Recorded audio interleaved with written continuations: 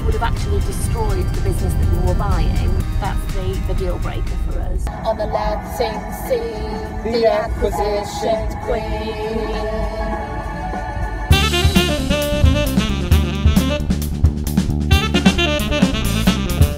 What is an acquisitions director and what do you do on a day-to-day basis? My job role is to look at lettings businesses, portfolios or the entire business, and buy them and bring them into an LSL brand. How many deals would you say you've completed in your career? I've actually done 104 deals. Okay. To date, yeah. What advice can you give anyone looking to sell a portfolio? If you've got a portfolio where the majority of it is managed, you're in good shape. I think that if you've got it the other way round, where you've got a lot of landlords that are doing tenant find, I would recommend really that you try to convert them to either a rent collect service or a fully managed service, just because then the likes of ourselves or any other buyer out there, really, when they value the business, they value it based on that guaranteed income.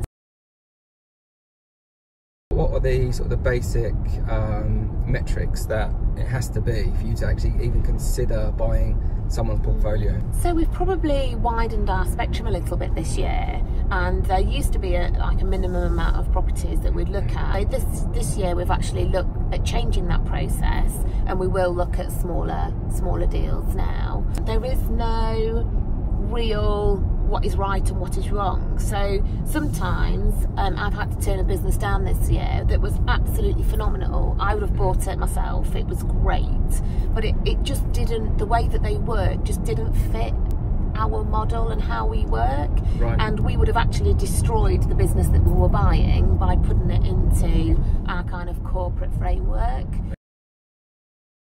And from the time that somebody approaches you and says, Ellie, I've got a portfolio to sell or a business to sell, what time scale is that to completion, to money in the bank through LSL? How long would that process take? So I think we buy businesses in two different ways. So we'll just buy the assets, so just the portfolio. There might be a member of staff or a couple of member of staff coming over, and that's called an asset purchase. And so we're not buying the limited company, so it's a quicker process. So normally we'd say about 8 weeks for that. Okay. And then on a share purchase, so where we're buying the limited company and all the liability, there's obviously some more work to be done there on the legals. Yeah. So you'd normally be looking at 3 months. Why would someone come to you rather than any of the other competitors out there? With us being a bigger organisation, we've got the cash, and I think that makes a big difference, because trying to get funding now it's there, you can do it, but it is quite difficult. They know I've got the cash, I've not got to apply for that, it's in the bank, it's ready to go. But I think more importantly is I've been in their shoes. So I sold my business, I've gone through all the emotions that they will be going through. The last few years there's been a lot of pressure on the market, tenant fee bans about to come in. Has that affected what someone can realistically expect to achieve for their portfolio, and how have you seen that change over the last couple of years? Yeah, so it definitely has changed, to be honest, because I think there was a lot of people buying 2 years ago as well. So obviously in terms of price, people could ask for more money for the businesses. So brokers were valuing businesses typically at around 2 times turnover. But in realistic terms, I always value a business based on profit. Okay. Which obviously brokers can't do that, because they don't know what profit I can get out of that business. What's the average number of properties in a portfolio that you're buying at the moment in terms of average deal size? So probably around 300, okay. 350. When you're conducting due diligence on these businesses, is there any sort of big no-nos that you look for immediately that might just kill the deal? Well, client account is the #1 thing, without a doubt. We've got to make sure that the client money is protected. Same with deposits. And, there are some elements of risk for us. So large multi-landlords, for instance. So if we look at a portfolio and, they've got 30, 40 properties, then that's a risk for us, because they could come across changing circumstances, whatever, you know, they're getting squeezed more and more, landlords are. So if we lost 40 landlords, well, not 40 landlords, 40 properties, that would be a huge risk for us. It would be a huge loss. Do you have a view on Purple Bricks and their attempts to get into the lettings market? So I think they need to do some real work on the infrastructure. And I think, you know, at the moment, the trouble is lettings isn't like sales. And I know that they've been looking to acquire. I think their model does not fit lettings. So back in 2007, we had a fairly decent market. 2008, we had the global financial crisis, and then following that, a real downturn in transaction volumes for the sales market. So that meant a lot of sales agents started to get into lettings and learn lettings. And do you see that reversing now, where letting agents, because of tenant fee ban, may have a little look at getting into sales? And is that something you would advocate? So I think that they naturally will, because I think that they'll look at diversifying that income that they've got and seeing where else they can go to. But I think the difference is the lettings market was really quite buoyant when the sales market crashed, and we aren't in that situation. So whilst, there is obviously a sales market, people are still moving, it's not booming by any stretch. In fact, it's really difficult out there. So I think the only problem pure lettings agents will have is they'll be up against some very, very pro and established estate agents. Plus they've got the online issue that they've got to tackle, where, you know, back then in 2008 that wasn't around. What about shoe on the other foot? If they actually want to acquire something themselves, what advice would you give them? I think probably don't underestimate the process.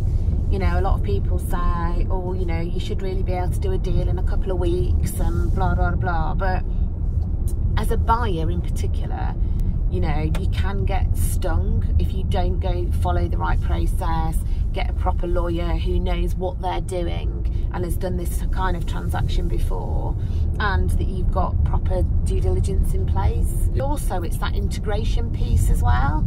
So people forget that, you know, they think, oh, it's just about doing the deal and you complete the deal and it's all happy days and you're getting the income and everything. There's a massive piece of work actually post-completion.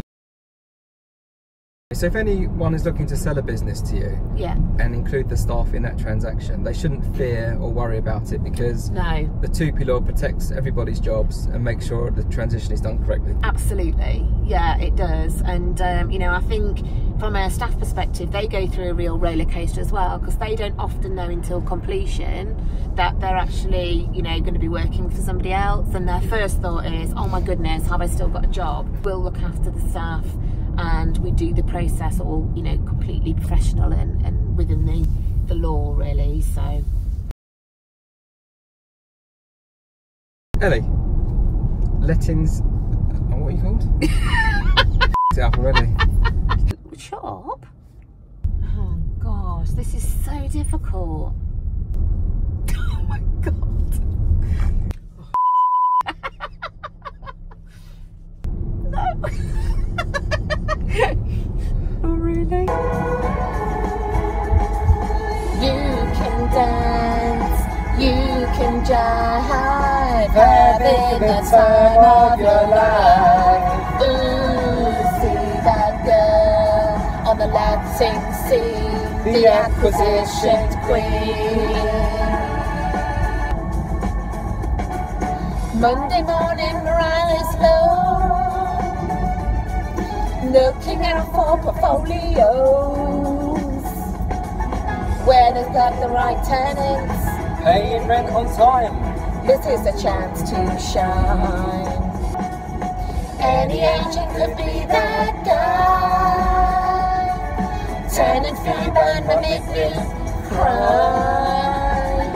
And when you get the chance, you're the acquisitions queen. Old but keen, only 43. Old but keen? 43? Are you kidding me?